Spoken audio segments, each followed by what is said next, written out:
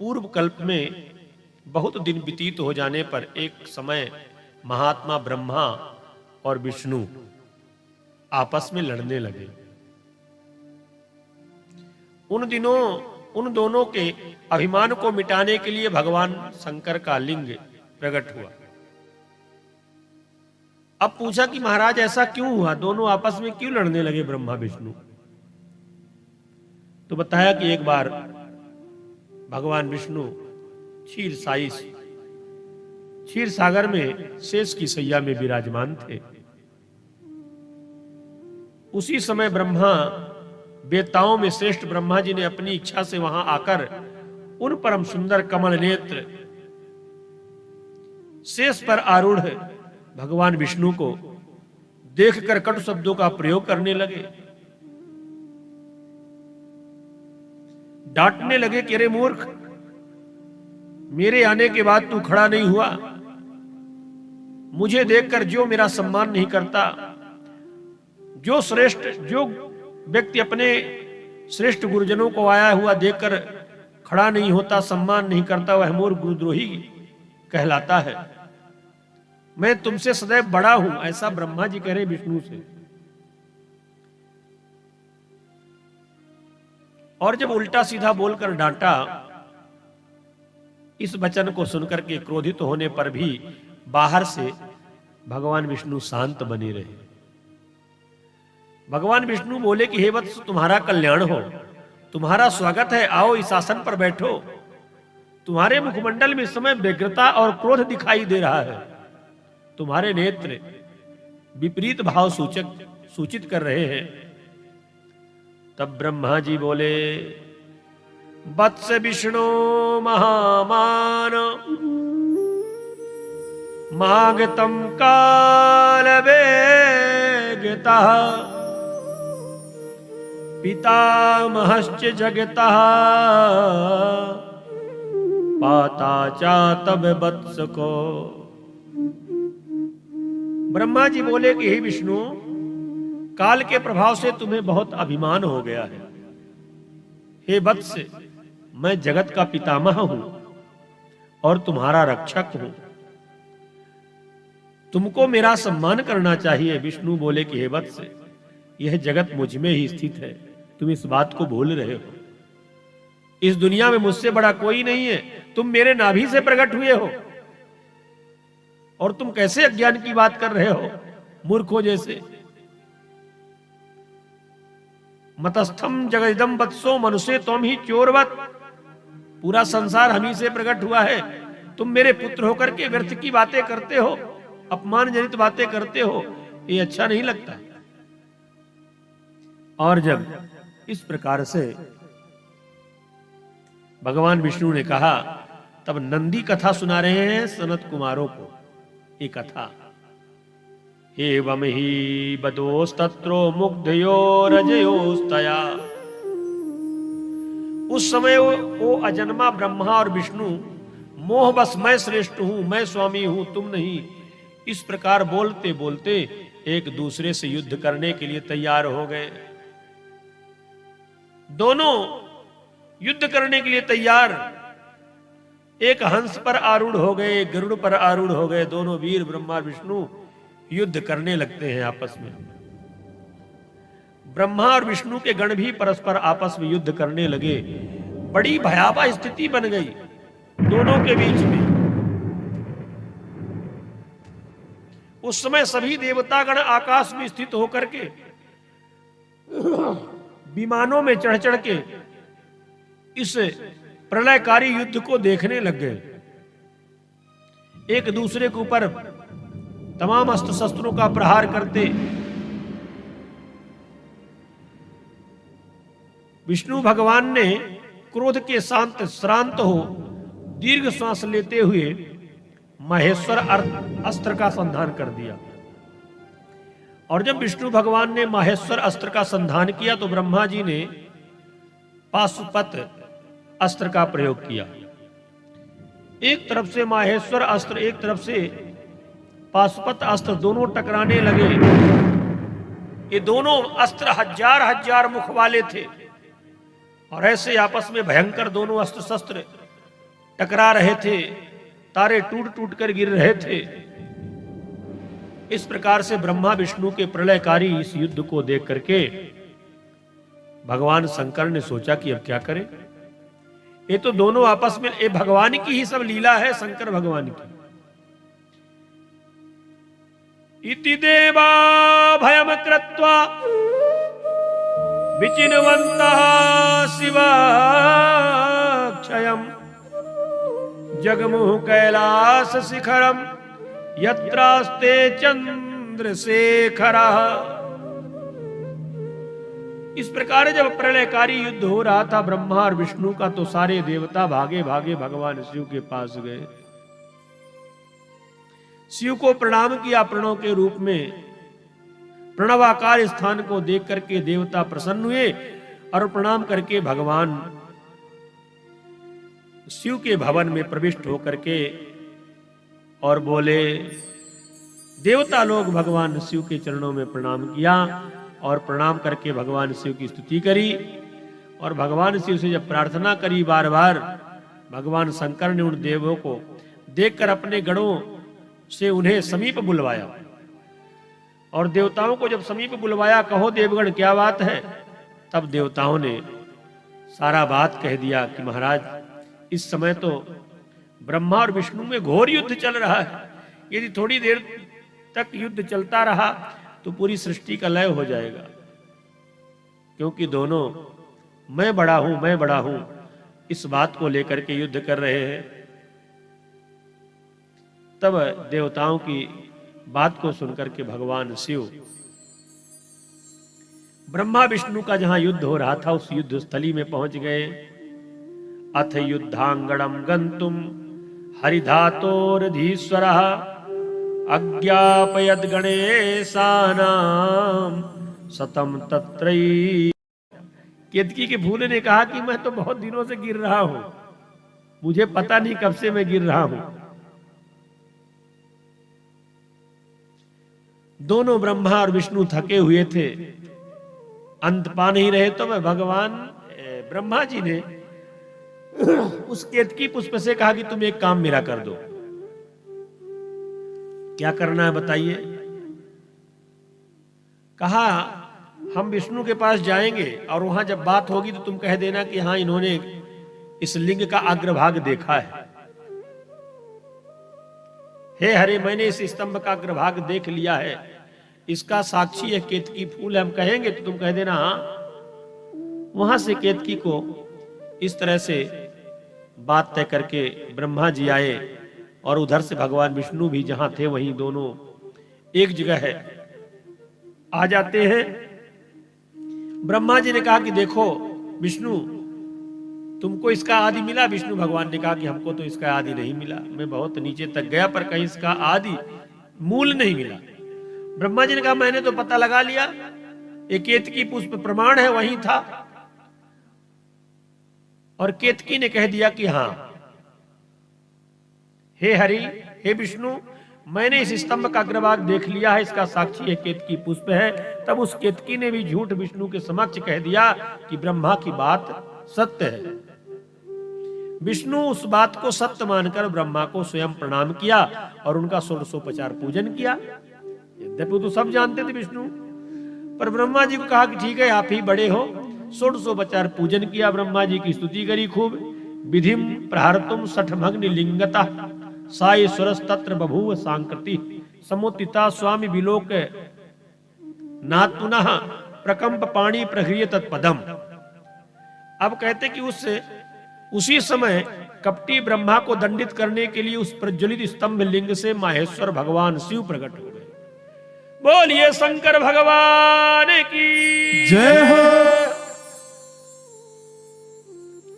भगवान शिव उसी लिंग से प्रकट हो गए। परमेश्वर को प्रकट हुआ देखकर विष्णु उठ खड़े हुए और कांपते हाथों से उनके चरण पकड़ करके कहने लगे कि हे करुणा सागर, हे दया सिंधो, आदि और अंत से रहित शरीर वाले आप परमेश्वर के विषय में मैंने मोह बुद्धि किया है, आप मुझे क्षमा करें। भगवान विष्णु उनके पैरों को पकड़ करके क्षमा याचना करने लगे। अतः आप हम पर प्रसन्न हो, हमारे पाप को नष्ट करें और हमें क्षमा करें। तब भगवान शिव बोले कि वत्स प्रसन्नोस्मि हरे यतस्त्वा मीक्षत्वमिच्छान्नपि सत्यवाक्यम। हे वत्स, हे विष्णु, मैं तुम पर अति प्रसन्न हूं, क्योंकि श्रेष्ठता की कामना होने पर भी तुमने झूठ नहीं बोला। तुम्हें इस बात का दुख नहीं हुआ कि मेरी पूजा आगे नहीं होगी। सत्य का आश्रय लिया है, पालन किया, इसलिए लोगों में तुम मेरे समान ही प्रतिष्ठित होगे। संसार में तुम्हारी पूजा होगी, तुम्हारी मूर्तियां बना बना करके लोग मंदिरों में स्थापित करेंगे। इति देवः पुरः प्रीता सत्येन हरये परम। ऐसा आशीर्वाद दिया भगवान विष्णु को शिव जी ने कि तुम्हारी जगह जगह पूजा होगी, जगह जगह मंदिर होंगे भगवान विष्णु के, लक्ष्मी नारायण के। और शिव जी को देख करके कहते हैं, नंदीश्वर कहते हैं कि हे सनत कुमारो, वत्स्योऽयं विधि साक्षात् जगतामाद्य दैवतम् नूनमरचय खड्गेनो जिगमेन जब सा परम। नंदीश्वर बोलते हैं कि हे महादेव, शिव जी ने ब्रह्मा के गर्भ को मिटाने की इच्छा से अपनी भृकुटी के मध्य से भैरव नामक एक पहले पुरुष को उत्पन्न किया। भगवान शिव ने भैरव नामक एक पुरुष को प्रकट किया। रणभूमि में अपने स्वामी शिव जी को प्रणाम करके पूछा कि हे प्रभु, आप शीघ्र आज्ञा दे, मुझे करना क्या है।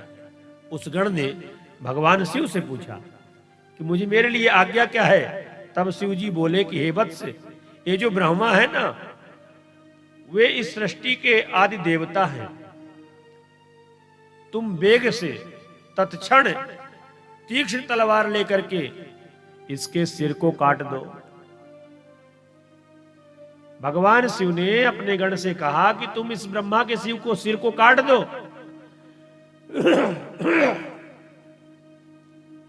क्योंकि ये झूठ बोलता है। तब भैरव एक हाथ से ब्रह्मा के केस पकड़ करके असत्य भाषण करने वाले उनके उद्धत पांचवें सिर को, जिस ब्रह्मा ने जिस सिर से, पहले ब्रह्मा के 5 मुख थे, तो जिस मुख से ब्रह्मा ने झूठ बोला था उस सिर को काट दिया। उस गण ने, भगवान शिव के गण ने उसे मार डालने के लिए ही उद्यत, तो मार डालने के लिए ही उद्यत हुए थे, पर जैसे एक सिर काटा भगवान शिव ने रोक दिया। हे सनत कुमार, तब आपके पिता अपने आभूषण वस्त्र माला उत्तरी एवं निर्मल बालों के बिखर जाने से आधी में झकझोरे हुए केले के पेड़ के समान दिखने लगे। ब्रह्मा जी का एक सिर कट गया, ब्रह्मा जी चरणों में गिर गए। शिव जी ने एक सिर से विहीन कपटी ब्रह्मा से कहा कि हे ब्राह्मण, तुम श्रेष्ठता को पाने के चक्कर में झूठ बोला है, इसलिए संसार में तुम्हारा सत्कार नहीं होगा। संसार के लोग तुम्हारी पूजा नहीं करेंगे, तुम्हारे मंदिर नहीं बनाएंगे। भगवान शिव ने ऐसा दंडित किया ब्रह्मा को। इसलिए ब्रह्मा कहीं भी पुष्कर बस में ब्रह्मा का मंदिर मिलता है, बाकी ब्रह्मा का मंदिर कहीं नहीं बना है। भगवान शिव ने ऐसा दंडित किया, दंड दिया। और जब ब्रह्मा जी को दंडित किया तो ब्रह्मा जी बोले कि आप मुझ पर प्रसन्न होइए, आपकी कृपा से अपने सिर के कटने को भी आज श्रेष्ठ समझता हूं। हे प्रभु, मेरा एक सिर कट गया तो मुझे इस बात का दुख नहीं है। आप तो साक्षात पिता हैं, परमेश्वर हैं, और पिता अपने पुत्र का कभी अनिहित नहीं करता। मेरा इसी में हित होगा, तभी तो आपने मेरे कठोर धनुष से एक सिर को कटवा दिया है। तब भगवान शिव ने कहा कि हे वत्स, अनुशासन का भय नहीं रहने से यह सारा संसार नष्ट हो जाता है। यदि संसार में अनुशासन न हो तो संसार में अराजकता फैल जाएगी, सब मनमानी करने लग जाएंगे। भला सोचो कि प्रशासन ना हो, तमाम जगह जगह पुलिस की चौकियां ना हो, दंडित करने के लिए, तो चोरों का तो बोलबाला हो जाए। तो इस संसार की व्यवस्था को सुव्यवस्थित करने के लिए ही प्रशासन की जरूरत होती है, अनुशासन की जरूरत होती है। भगवान शिव ने कहा कि यदि अपराधी को दंड ना दिया जाए तो वह राजा भी अपराधी माना जाता है, इसलिए अपराधी को दंड देना चाहिए। हे ब्रह्मा, मैंने तुम्हें दंडित तो किया हूं, पर तुम्हें एक परम दुर्लभ वर भी देता हूं जिसे तुम ग्रहण करो। अग्निहोत्र आदि वैतानिक और ग्रही यज्ञों में आप ही श्रेष्ठ रहेंगे। जब यज्ञ होता है तो ब्रह्मा का वर्ण होता है ना, पंडित जी आप तो जानते हैं, है ना। तो ऐसे यज्ञ अनुष्ठानों में आपकी श्रेष्ठता रहेगी, वहां आपकी पूजा होगी। पहले ब्रह्मा की पूजा होती है। अग्निहोत्र आदि माने यज्ञ में, यज्ञों में आप ही श्रेष्ठ रहेंगे। सर्वांग पूर्ण और पुष्कल दक्षिणा वाला यज्ञ भी आपके बिना निष्फल होगा। चाहे जितना बड़ा यज्ञ हो, पर यदि ब्रह्मा का वर्ण नहीं हुआ तो उस यज्ञ की पूर्णता नहीं मानी जाएगी। ये वरदान दिया। तब भगवान शिव ने, अब ब्रह्मा को तो दे दिया, अब बचा केतकी जो झूठ बोला था। भगवान शिव की दृष्टि उस केतकी के ऊपर पड़ी।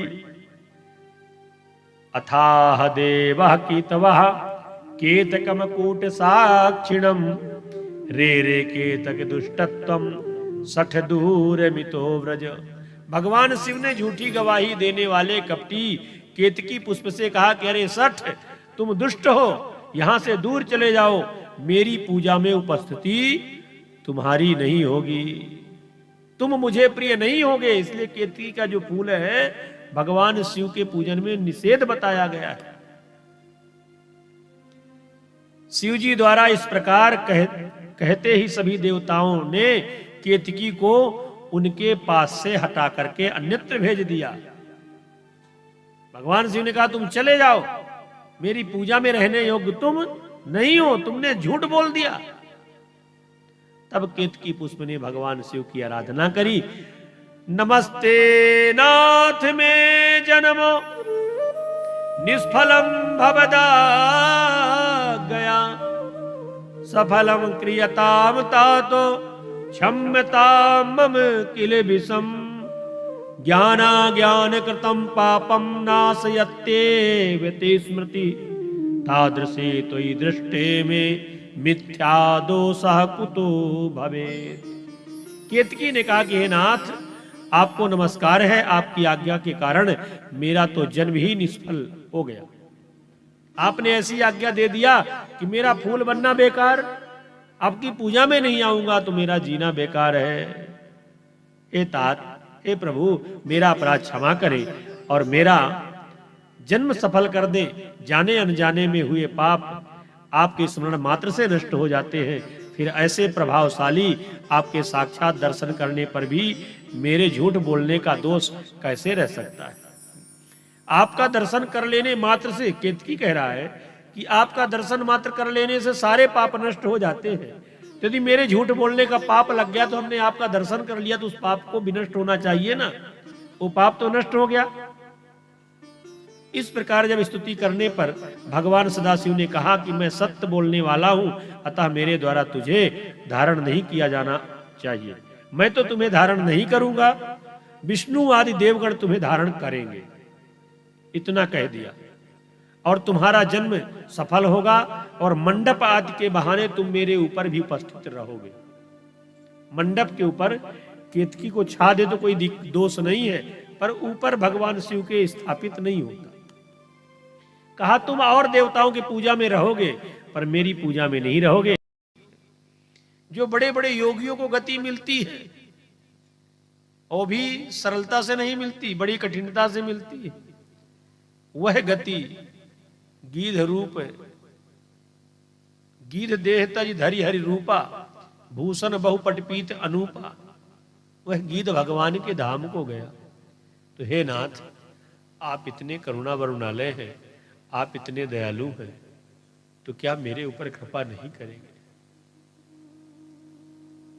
जब केतकी पुष्प ने भगवान शिव से ऐसी प्रार्थना करी। तब भगवान शिव ने कहा कि ठीक है, तुम अन्य देवताओं के, ब्रह्मा विष्णु के पूजन में रहोगे। ऐसा आशीर्वाद दिया। तभी से भगवान शिव के इस लिंग की पूजा होती है। लिंग के रूप में भी भगवान शिव की पूजा होती है और मूर्ति के रूप में भी शिव पूजा होती है। पर जो फल भगवान इस मृत्यु लोक में, जो फल भगवान शिव के लिंग के पूजन से मिलता है, वो फल मूर्ति के पूजन से नहीं मिलता। ऐसी महिमा है।